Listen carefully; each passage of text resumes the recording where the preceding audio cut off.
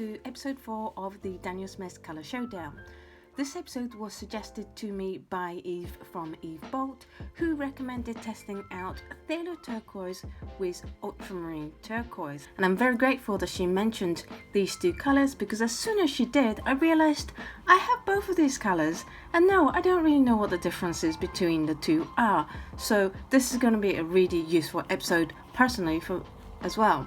Also, a big thank you goes to Eve, because when I was thinking about this series, she really helped me bounce some ideas about what should be on the comparison cards, and that really helped me create a much better comparison sheets. So thank you doubly so much for all your help. Phthalo Turquoise by Daniel Smith is a absolute favorite color of mine. I would say it goes into my top 3 favorite watercolors ever. I tried a lot of different brands of Phthalo Turquoise, and this is definitely my absolute favorite. It's just a beautiful color. Ultramarine Turquoise, on the other hand, I'm not even sure how or why I came to owning a tube of Ultramarine Turquoise, but I do have it. And but because I have Phthalo Turquoise on my palette, this doesn't get much of a look in. But I'm hoping that if we learn some unique characteristics of this color, then I will get to use this paint a lot more often. Phthalo Turquoise by Daniel Smith is a convenient mix of PB15 colon 3, which is beta copper phthalo cyanide, which is your basic phthalo blue green shade, and PG36, which is chlorobrominate copper phthalo cyanide, which is a fancy way of saying phthalo green yellow shade. It is a series 1, so very affordable. Jackson's website says Phthalo Turquoise is a deep dark turquoise that softens into a robin's egg blue when in a single wash. This product is incredibly versatile and can be used for tasks as varied as skies to flowers. It is classified as excellent lightfast, transparent, not granulating, and very staining. Next up is Ultramarine Turquoise by Daniel Smith. It is a combination of PB29, which is sodium aluminium sulfur silicate, which is your ultramarine blue, and PG7, which is chlorinated copper phthalo cyanide, which is your phthalo green blue shade. It is again a series 1. This color is a granular, lone staining equivalent of Phthalo Turquoise and can be used to create unusual grainy washes. It is classified as excellent lightfast, transparent, granulating, and low staining. He also quotes the artist Jean Haynes. My new favorite and must-have color is Ultramarine Turquoise by Daniel Smith. It is so vibrant, it creates incredible patterned effects, and I love moving freely by the addition of water drops. Do treat yourself to this fabulous shade if you don't already have it. It is amazing. A feel-good color to work with. We're back and the paints have dried. This is Phthalo Turquoise and this is Ultramarine Turquoise. First impression in general is that Phthalo Turquoise is a deeper, more richer, more intense color than the Ultramarine Turquoise. Ultramarine Turquoise has a much softer but still very beautiful and rich color. What has been a surprise to me personally is that the Ultramarine Turquoise haven't granulated all that much for a color that has ultramarine blue in it. Most other paints with ultramarine blue tends to granulate quite heavily, such as the Rose of Ultramarine and the Imperial Purple that we tried in episode 3. Whereas here it's a lot more subtle, if at all, granulating.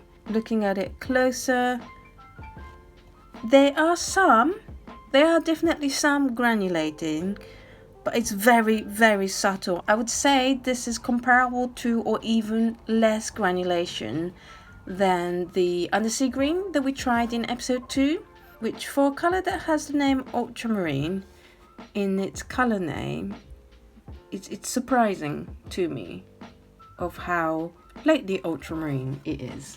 Now, the gradated wash, obviously with the Phthalo Turquoise you get a lovely smooth wash. With the Ultramarine you do get a little bit more texture, but not that much. And same with the different papers. pretty smooth overall, with a much darker wash here and a more tealy wash here. In terms of opacity, I would say they are both transparent.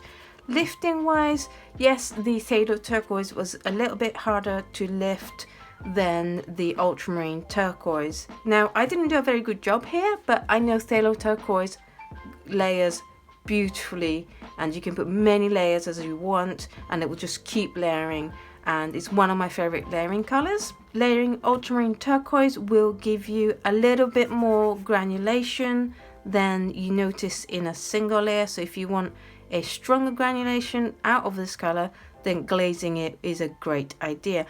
What was a surprise was the gauzing.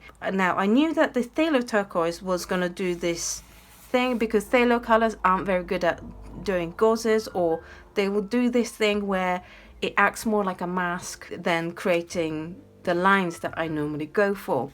However, poor little old Ultramarine Turquoise, for a color that has ultramarine, which I know for a fact is a really strong gauzing color, I was really surprised when I peeled the gauze off on how faint and muddly this was. Not impressed. Might be useful for a particular thing, but in terms of getting really definite lines, it's not a good color to do because it seems to have such a little amount of the ultramarine.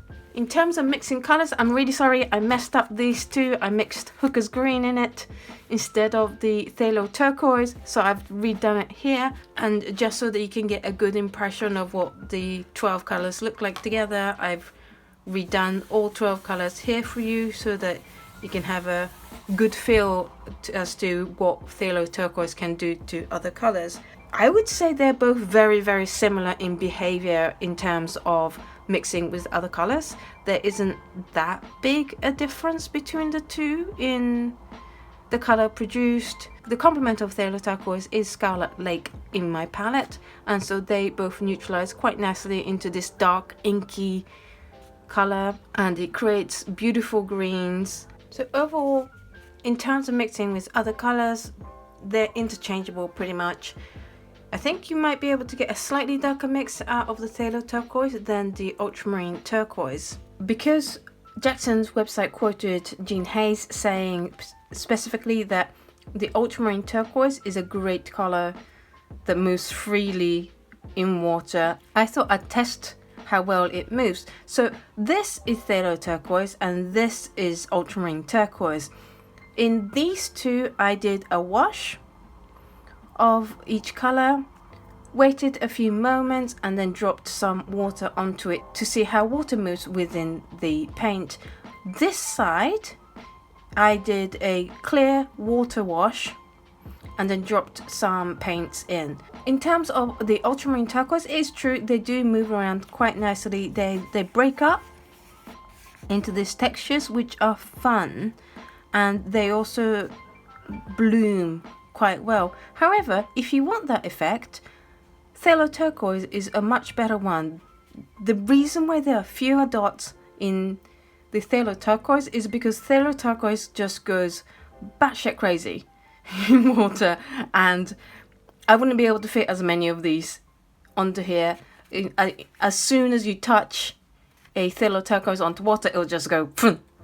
And then as soon as you touch water into Phthalo Turquoise, the water will do boom. So if you want to have fun dropping water into paint to make blooms or to charge colors into a wash, then a Phthalo Turquoise is definitely the paint to go for. The only time I would pick Ultramarine Turquoise over the Phthalo Turquoise in this effect is if I specifically want this particular more broken up texture. In conclusion, for me personally, Phthalo Turquoise is still one of my favorite colors. It is beautiful, it does amazing things.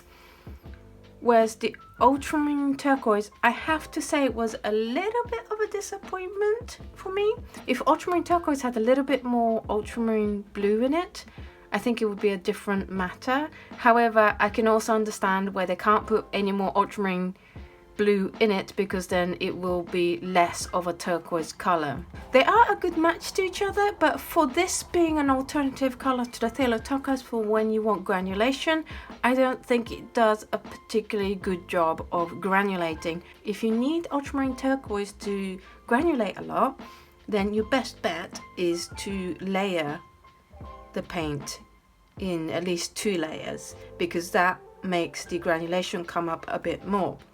In terms of gauzing, unless you're looking for these particular textures, in terms of getting really strong defined lines, I don't think either of them are suitable.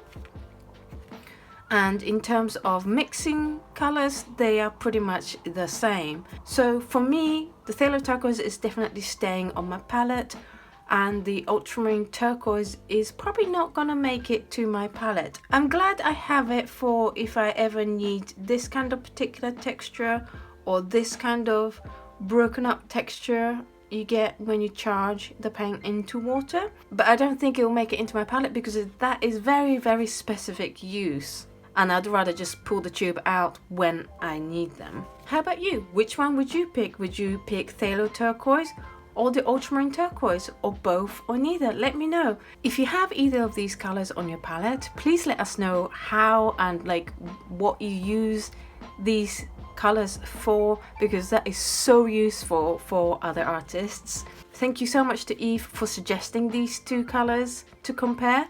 If you have any 2 very similar Daniel Smith colors that you're not quite sure what the difference is, you don't know which one to get, then please let me know down in the comments and I will test them for you. If you enjoyed watching this video and it was useful to you, then please hit the thumbs up button.